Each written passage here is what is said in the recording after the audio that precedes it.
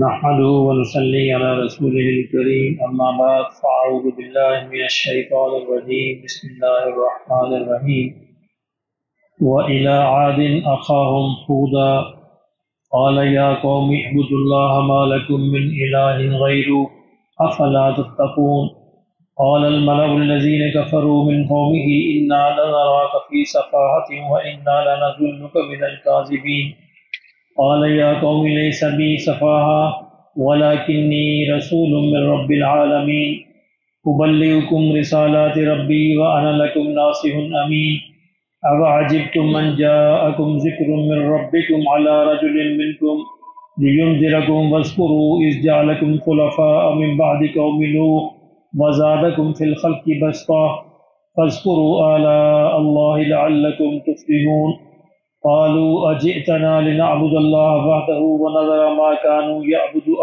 كان يعبد آباؤنا فأتنا بما تعدنا إن كنت من الصادقين قال قد وقع عليكم من ربكم رجس وغضب أتجادلونني في أسماء سميتموها أنتم وآباؤكم ما نزل الله بها من سلطان فانتظروا إني معكم من المنتظرين فأنجيناه والذين معه برحمة منا وقطعنا دابر الذين كذبوا بآياتنا وما كانوا مؤمنين صدق اللہ العظیم۔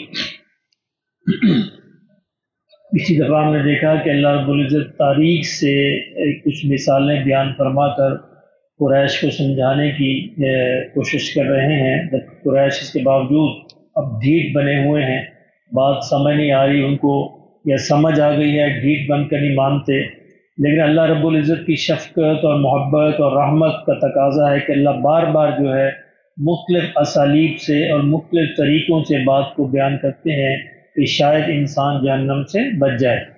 کہ پچھلی دفعہ نوح علیہ السلام کی اور ان کی قوم کی بات بیان ہوئی تھی، تو آج اللہ نے بیان کی ہے قوم عاد کی بات۔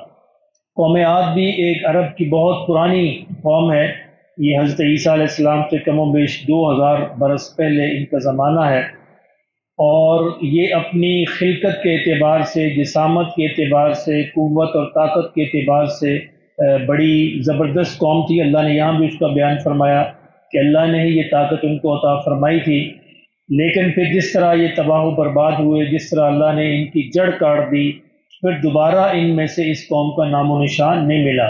یعنی یہ وہ قوم ہے جو بالکل ختم ہو کے رہ گئی، اس قوم کی باقیات آج نہیں ملتی۔ اس قوم کا علاقہ بھی یمن اور سعودیہ کے درمیان کا ایک علاقہ ہے، آج بھی کچھ آثار وہاں پہ ملتے ہیں۔ تو یہ قوم اسی علاقے کے اندر موجود تھی، وہاں بڑے بڑے محلات، بڑی فارغ البال، بڑی خوشحالی کے اندر زندگی بسر کر رہے تھے، لیکن اسی شرک کی وجہ سے اللہ نے ان کو تباہ کر دیا۔ فرمایا کہ وَإِلَىٰ عَادٍ أَخَاهُمْ، ہم نے عاد کی طرف بھیجا انہی کے بھائی کو، کون؟ ہود کو، یعنی ہود انہی میں سے تھے، اسی قوم کے ایک فرد تھے، انہی میں سے ہم نے ان کے اس بھائی کو بھیجا۔ قال یا قوم اعبدوا اللہ، فرمایا حضرت ہود نے اپنی قوم کو یہ دعوت دی، اے میری قوم اللہ کی عبادت کرو، ما لکم من الہ غیرہ، اور اس کے علاوہ تمہارا کوئی اور معبود نہیں ہے۔ افلا تتقون، تو کیا تم پھر بھی نہیں بچو گے اللہ کے خوف سے، غضب سے، ڈر سے؟ ایک ہی اللہ کی عبادت کرو۔ قال الملأ الذین کفروا من قومہ، تو اس قوم کے بڑے جو سردار تھے، جسے نوح علیہ السلام کو بھی کہا، اس قوم کے بڑے سرداروں میں جنہوں نے کفر کیا، انہوں نے کہا انا لنراک فی سفاہہ، ہم تو تمہیں بیوقوف سمجھتے ہیں۔ معاذ اللہ، انہیں اب دیکھ، تو نوح علیہ السلام کی قوم نے کہا تھا کہ ہم تمہیں گمراہ سمجھتے ہیں، چھوٹے سے لفظوں کا فرق ہے کہ اس قوم نے کہا کہ ہم تو تمہیں حماقت میں، بیوقوفی میں سمجھتے ہیں، وَإِنَّا لَنُظُنُّكَ مِنَ الْكَاذِبِينَ، اور ہمارا گمان یہ ہے کہ تم جھوٹے۔ معاذ اللہ، تو قوم نے ان کو بھی جھٹلا دیا، حالانکہ اسی قوم کے فرد تھے، انہی کے اندر پلے بڑے تھے، ان کے اخلاق کے، کردار کے وہ خود گواہ تھے۔ قال یا قوم، انہوں نے فرمایا اے میری قوم، لیس بی سفاہہ، میں بیوقوف نہیں ہوں۔ نوح علیہ السلام نے بھی ایسے نرم جواب دیا تھا کہ میں گمراہ نہیں ہوں، وَلَكِنِّي رَسُولٌ مِّن رَّبِّ الْعَالَمِينَ، میں تو اس کی بجائے تمہاری طرف عالمین کے رب کا پیامبر ہوں، رسول ہوں، قاصد ہوں، نمائندہ ہوں۔ اس لیے میری بات کو سمجھو اور سنو۔ ابلغکم رسالات ربی، میں تمہاری طرف اپنے رب کے پیغامات جو ہے وہ تمہیں پہنچاتا ہوں۔ وَأَنَا لَكُمْ نَاصِحٌ امین، اور میں تمہارا بڑا ہی دیانتدار ایک خیر خواہ ہوں، یعنی میرے سے بڑا خیر خواہ تمہارا کوئی نہیں ہے۔ یقیناً انبیاء ہی اپنی قوم کے سب سے بڑے خیر خواہ ہوتے ہیں، چونکہ ان کا مقصد اخروی کامیابی، ہمیشہ ہمیشہ کی کامیابی ہوتا ہے، جبکہ انسان اسی دنیا کی کامیابی میں پھنسا ہوتا ہے۔ یہ انسان کا بہت بڑا امتحان ہے، انسان کی نظریں یہاں سے اسباب سے ہٹ کر مسبب الاسباب کو نہیں دیکھتے۔ اب عجبتم ان جاءکم ذکر من ربکم، تو پھر ہود علیہ السلام نے ان سے کہا، جیسا نوح علیہ السلام نے کہا تھا، کیا تم اس بات کو عجیب سمجھتے ہو؟ ان جاءکم ذکر من ربکم، کہ تمہارے پاس جو ہے تمہارے رب کی ایک یاد دہانی آ گئی ہے، علی رجل منکم، تمہارے میں ہی سے ایک شخص کے ذریعے سے، یعنی میں تمہارا ہی ایک فرد ہوں، تمہاری قوم کا ایک نمائندہ ہوں، تو تمہارے میں سے ہی ایک شخص کے ذریعے اللہ نے اپنی یاد دہانی بھیج دی ہے، لِيُنذِرَكُمْ، تاکہ تمہیں وہ آخرت سے ڈرائے، خبردار کرے۔ وَاذْكُرُوا إِذْ جَعَلَكُمْ خُلَفَاءَ، پھر آپ نے اپنی قوم کو یاد دلایا کہ وَاذْكُرُوا، اور یاد کرو، إِذْ جَعَلَكُمْ خُلَفَاءَ مِنْ بَعْدِ قَوْمِ نوح، کہ جب قوم نوح کے بعد اللہ نے تمہیں ان کا جانشین بنایا اور تم میں سے بھی اللہ نے بادشاہ بنائے۔ وَزَادَكُمْ فِي الْخَلْقِ بَسْطَةً، اور اللہ نے تمہیں تخلیق کے اعتبار سے بڑا مضبوط بنایا، بڑے پھیلاؤ والے بنایا، بڑے قوت والے بنایا۔ تاریخ میں آتا ہے کہ ان کے قد کاٹ بھی بہت لمبے لمبے تھے، بڑے چوڑے جسم تھے، بڑے مضبوط تھے، حتیٰ کہ اتنے مضبوط تھے کہ کھجور کے درخت کو پکڑ کر بھی ایک ہاتھ سے اٹھا کر پھینک دیتے تھے، اتنی قوت والے، اتنی مضبوطی والے۔ تو ظاہر ہے وہ اسی قوت کے اندر بہک گئے کہ ہم کو کون مار سکتا ہے، ہم پر کون عذاب بھیج سکتا ہے، ہم کیسے ختم ہو سکتے ہیں۔ تو اللہ نے فرمایا ذرا اس کو یاد کرو۔ ہود علیہ السلام نے کہا کہ ذرا دیکھو، اس کو یاد کرو، یہ ساری طاقت اور قوت کس نے دی ہے؟ اللہ نے دی ہے۔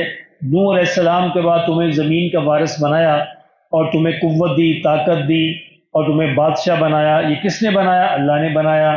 فَاذْكُرُوا آلاء اللہ، تو فرمایا اس لیے اللہ کی نعمتوں کو یاد کرو، لعلکم تفلحون، تاکہ تم کامیاب ہو جاؤ۔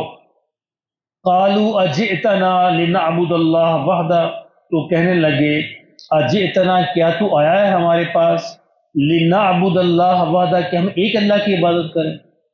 اچھا، یہ ساری قوموں کا مسئلہ یہی رہا ہے، یعنی ایسا نہیں تھا کہ وہ اللہ کی عبادت سے انکار کرتے تھے، اللہ کے منکر نہیں تھے، لیکن ان کو یہ بات سمجھ نہیں آتی تھی کہ ایک اللہ کی ہم کیسے عبادت کریں، اللہ کے ساتھ اور بھی ہیں، کوئی پانی کا رب ہے، کوئی بارش کا رب ہے، کوئی روزی کا رب ہے، کوئی اولاد کا رب ہے، کوئی آسمانوں کا رب ہے، کوئی زمینوں کا رب ہے۔ تو یہ ان کا مسئلہ تھا کہ اتنے سارے رب مل کر اس کائنات کو چلا سکتے، ایک اللہ نہیں چلا سکتا۔ تو اللہ نے ہمیشہ سارے انبیاء نے یہی بات سمجھاتے رہے، نہیں، یہ کائنات بنائی بھی ایک اللہ نے ہے اور چلا بھی ایک اللہ رہا ہے۔ تو ہود علیہ السلام کی قوم بھی اسی مغالطے میں مبتلا تھی۔ قالوا اجئتنا، کہنے لگے کیا تو ہمارے پاس آیا ہے، لنعبد اللہ وحدہ، کہ ہم بس ایک ہی اللہ کی بات کریں، یعنی ایک پر مطمئن نہیں ہوتے۔ مسلمانوں کو بھی یہی حال ہے، یعنی وہ ایک اللہ جس سے سارے کام بنتے ہیں، اس ایک کو نہیں اپنا بناتے اور باقی سارے دروں پر اپنے سر پھوڑتے رہتے ہیں، باقی ہر دہلیز پر اپنے سر پھوڑتے ہیں، اور وہ ایک اللہ جس سے سارے کام بنتے ہیں اس کی طرف نہیں آتے۔ تو یہ ایک بہت بڑی آزمائش ہوتی ہے انسانوں کی، مسلمانوں کی آزمائش بھی یہی ہے کہ ایک اللہ سب کچھ کے بغیر سب کچھ کر سکتا ہے، اور سارے اللہ کے بغیر سب کچھ کے ساتھ بھی کچھ نہیں کر سکتے اگر اللہ نہ چاہے۔ یہی نوح علیہ السلام کی قوم کا مسئلہ تھا، یہی ہود علیہ السلام کی قوم کا مسئلہ ہے۔ صاف کہہ رہے ہیں، اللہ کو منکر نہیں ہے، اللہ کو مانتے ہیں، کہ ہم بس ایک ہی اللہ کی عبادت کریں، یہ کیسے ہو سکتا ہے؟ مسلمان بھی کہتے ہیں بس ایک ہی اللہ کو ہم پوجیں، فلاں کو نہ پوجیں، فلاں شجر کو، فلاں حجر کو، فلاں قبر کو ہم نہ پوجیں۔ اللہ ایک سے کیسے کام ہوتے؟ نہیں، اللہ ہی سے ہوتا ہے، اللہ ہی سے ہوتا ہے، کسی اور سے کچھ بھی نہیں ہوتا اگر اللہ کا حکم نہ ہو۔ اللہ، یہ بڑی انسانوں کی آزمائش ہے کہ انسان جہاں پہ اپنا یقین وابستہ کر لیتا ہے، اللہ اس راستے سے اس کو دینا شروع کر دیتا ہے۔ یہ بہت بڑی آزمائش ہے۔ آپ کسی درخت سے یہ یقین وابستہ کر لیں، کسی درخت کو اپنا معبود بنا لیں، اس درخت سے آپ کی حاجتیں پوری ہونا شروع ہو جائیں گی، تو قریش مکہ یہ کہا کرتے تھے کہ ہمارے آباء و اجداد صدیوں سے پوچھتے آئے ہیں اور ہمیں بتوں سے ملتا ہے، ان کو ملتا تھا کیونکہ بتوں کے ساتھ انہوں نے یقین وابستہ کر لیے تھے۔ یہ انسان کی یقین پر ہے۔ انبیاء یہی سمجھاتے ہیں کہ لوگوں اپنے یقین تم نے جہاں جہاں غلط وابستہ کر لیے ہیں وہاں سے ہٹا کر صحیح جگہ پر لے آؤ، یہی آزمائش ہے۔ اور یہی بات ان کو سمجھ نہیں آتی۔ حود علیہ السلام کی قوم کو یہ بات سمجھ نہیں آئی اور کہتے تھے کہ ہم ایک اللہ کی عبادت کریں۔ وَنَذَرَ مَا كَانُوا يَعْبُدُ آبَاؤُنَا، اور کیا ہم چھوڑ دیں ان سب کو جن کو ہمارے آباء و اجداد پوچھتے تھے؟ مسلمان بھی یہ کہتے ہیں ہمارے آباء و اجداد تو فلاں جاتے تھے، فلاں جگہ ماتھا ٹیکتے تھے، فلاں دروازے سے گزرتے تھے، یہ کرتے تھے، فلاں کرتے تھے، کیا ہم چھوڑ دیں اس کو؟ ہاں بالکل چھوڑ دیں۔ توحید ایک ایسا یقین ہے کہ توحید کو ساتھ لے کے جانا ہے، مرتے مرتے بھی توحید کو بچانا ہے اور ہر حال میں توحید کو بن کے رہنا ہے، کیونکہ آخرت میں اگر ہم توحید لے کر چلے گئے تو باقی سارے گناہ کی معافی کا امکان ہے۔ اگر توحید ساتھ لے کر نہ گئے تو پھر کوئی گناہ بھی معاف نہیں ہوگا۔ اللہ نے خود طے کر دیا کہ میں چاہوں تو شرک کے علاوہ آسمان و زمین کا خلا تمہارے گناہوں سے بھر جائے، معاف کر دوں گا، لیکن شرک کو معاف نہیں کروں گا۔ اس لیے اس کے بارے میں انسان کو بڑا حساس ہونا چاہیے۔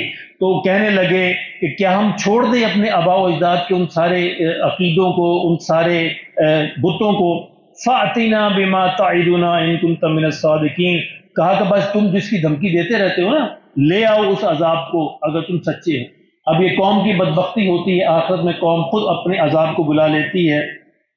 قَالَ قَدْ وَقَعَ عَلَيْكُم مِّن رَّبِّكُم رِّجْسٌ وَغَضَبٌ، تو حود علیہ السلام نے کہا کہ اب تو یقیناً تمہاری رب کی طرف سے تم پر عذاب ثبت ہو گیا اور اس کا غضب ثابت ہو گیا۔ اب جب اللہ چاہے گا بھیج دے گا، یعنی اب اللہ نے فیصلہ کر لیا ہے، اب تمہاری اس جیت کونے پہ جب اللہ چاہے گا بھیج دے گا۔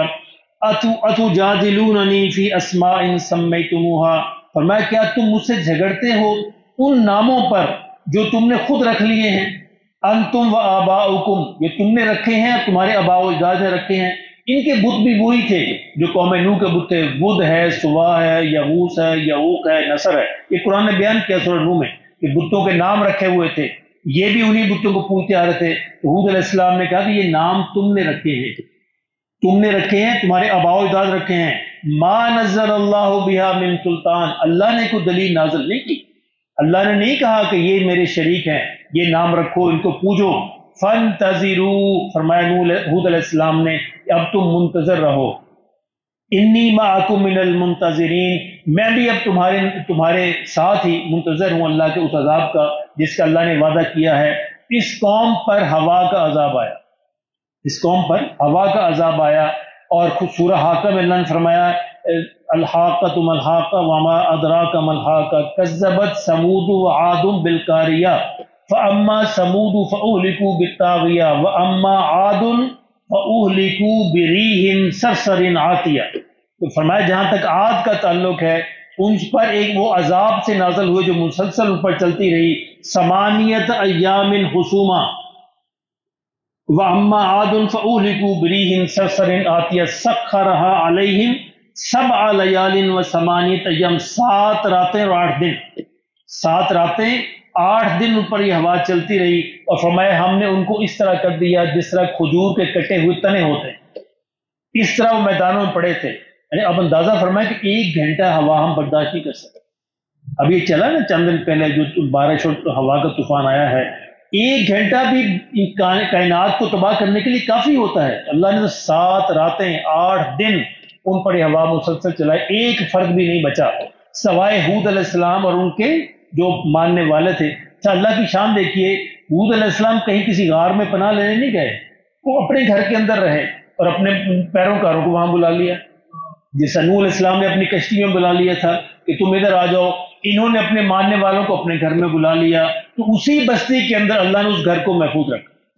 یعنی اللہ جو چاہے جب چاہے جیسا چاہے جس طرح چاہے کر سکتا ہے، اور سارے مل کر بھی ویسا نہیں کر سکتے۔ تو اسی قوم کے اندر، اسی بستی کے اندر حود علیہ السلام ان کے ماننے والے بچ گئے، اور باقی ساری قوم کے بارے میں اللہ نے فرمایا اس طرح کٹے پڑے تھے، ٹکڑے ہوئے جس طرح کھجور کے تنے کے ٹکڑے ہوتے۔ اور تاریخ میں آتا کہ یہ ہوا ان کو اچھالتی تھی، آپس میں ٹکراتی تھی اور ان کے ٹکڑے کر کے پھینک دیتی تھی۔ تو وہ بڑے بڑے محلات تھے، بڑے بڑے باغات تھے، سب کچھ تباہ ہو کے رہ گیا۔ فرمایا کہ وقت فَأَنْجَيْنَاهُ وَالَّذِينَ مَعَهُ، فرمایا ہم نے بچا لیا ہود کو، والذین معہ، اور جو اس کے ساتھ تھے ان کو بھی بچا لیا، برحمت منا، اپنی رحمت سے، وقطعنا دابر الذین کذبوا بآیاتنا، اور ہم نے اس قوم کی جڑ کاٹ دی جنہوں نے ہماری آیات کو جھٹلایا تھا۔ یعنی جڑ ایسے کاٹی کہ اب اس قوم کا کوئی نہیں بچا، یعنی اس قوم میں سے کوئی نہیں باقی بچا، اب اس قوم کے صرف آثار ہیں۔ ایسا نہیں قوم آج تھوڑی بہت چلتی رہتی ہے، کوئی قوم نہیں، اب اس قوم کا نام لیوا بھی کوئی نہیں، اس کے آثار بھی کوئی نہیں، کیونکہ اللہ نے کہا ہم نے ان کی جڑ کاٹ دی۔ اب اس کے بعد پھر قوم سمود آئے گی، وہ بھی انہی کے وارث ہوگی، لیکن وہ الگ قوم ہے۔ فرمایا ہم نے ان کی جڑ کاٹ دی، وما کانوا بمؤمنین، اس لیے کاٹی کذبوا بآیاتنا، کہ ہماری آیات کو جھٹلاتے تھے اور وہ ایمان لانے والے نہیں تھے۔ اللہ پاک ہمیں بھی سمجھ نصیب کرنا، یعنی ہمیں نام کا مسلم نہیں بننا، نام کے مسلمان کے اللہ کے ہاں کوئی قیمت نہیں، اعمال کا مسلم بننا ہے، عقائد کا مسلم بننا ہے، جو نبی صلی اللہ علیہ وسلم لے کر آئے۔ نام چاہے جو مرضی رکھتے جائیں، اور نام اگر جوزف بھی ہو اور ڈیوڈ بھی ہو اور دل سے وہ مسلمان ہو تو اللہ کے ہاں بخشا جائے گا۔ دل سے کلمہ اس نے پڑھا ہے، نام جوزف رکھا ہے، نام ڈیوڈ رکھا ہے اور نام کچھ اور رکھا ہے، اللہ کو ناموں کی کوئی پرواہ نہیں ہے، اللہ کو کاموں کی، اعمال اللہ دیکھتا ہے، عقائد دیکھتا ہے، دلوں کے حال کو دیکھتا ہے۔ حضور نے فرمایا صلی اللہ علیہ وسلم، لا ينظر الى صورکم واموالکم، اللہ کا تمہارے مالوں اور صورتوں کو نہیں دیکھتے، ولکن ينظر قلوبکم، لیکن تمہارے دلوں کے حال کو دیکھتے ہیں۔ تو اللہ ہمارے دلوں کے اندر توحید کو پختہ کر دے، ہمارے اعمال میں پختہ کر دے، ہمارے دن رات میں پختہ کر دے، تو یہ اس سے پھر ہم امید کر سکتے ہیں کہ اللہ کی رحمت ہمیں مل جائے اور ہماری نجات ہو جائے۔ ہم بھی اسباب کے چکر میں پھنسے رہتے ہیں نا، ہم کہتے ہیں کہ دوائی سے بچے کو شفا مل گئی، کہتے ہیں ڈاکٹر بڑا چنگا شفا دیتی، یہ بھی شرک کا کلمہ ہے۔ سب سے پہلے زبان پہ یہ ہے کہ اللہ نے شفا دے، اس دوا میں اللہ نے شفا ڈال دی، ڈاکٹر کے دل میں اللہ نے صحیح نسخہ ڈال دیا، اللہ نہ ڈالتا تو کچھ بھی نہیں کر سکتا تھا۔ اب دیکھیں ایک ہی دوا پیتے ہیں، ایک ہی اسپتال میں لوگ لیٹے ہوئے، ایک ہی بیماری کے مریض ایک ہی دوا پیتے ہیں، 10 فوت ہو جاتے ہیں، 10 بچ جاتے ہیں۔ اگر دوا نے شفا دینی ہوتی تو 20 کے 20 شفا یاب ہوتے، ایسا نہیں ہے۔ شفا بھی اللہ کے حکم میں ہے، بیماری بھی اللہ کے حکم میں ہے، کامیابی بھی اللہ کے حکم میں ہے، ناکامی بھی اللہ کے حکم کی ہے۔ اس بات کو بار بار دہراؤ، خدا کے لیے خود بھی دہراؤ، اپنے بچوں سے بھی دہراؤ، اپنے گھروں میں اس کا مذاکرہ کرو، بار بار کرو، پھر جا کے دل میں بیٹھتی ہے۔ یہ ایسا نہیں ہے، یہ توحید ایسا بڑا مشکل امر ہے، ایسا نہیں کہ ہم نے کلمہ پڑھ لیا بس ہم مسلمان ہو گئے، نہیں۔ تو اس کو بچا، اس کلمے کو اور اس کے تقاضے کو بچا کے لے کے جانا ہے آخرت میں، پھر اس میں کامیابی ہے۔ ورنہ کلمہ پڑھنے کو کئی ہندو بھی پڑھ لیتے ہیں، کئی ایسے ہندو کلمہ پڑھتے ہیں، ان کو یاد ہے، کئی کی صورتیں یاد ہیں، کہ ایسے ہندو ہیں جن کو کئی کی صورتیں یاد ہیں، کہ ایسے یہودی جنہوں نے پورا قرآن پڑھ رکھا ہے اور قرآن پہ بڑے بڑے مضامین لکھ رکھے ہیں، لیکن نہیں ہے، ایمان نہیں ہے، کلمہ نہیں ہے اور اس کے تقاضے نہیں ہیں۔ اللہ پاک ہمیں اس کی سمجھ نصیب فرمائے اور اس کے یقین نصیب فرمائے۔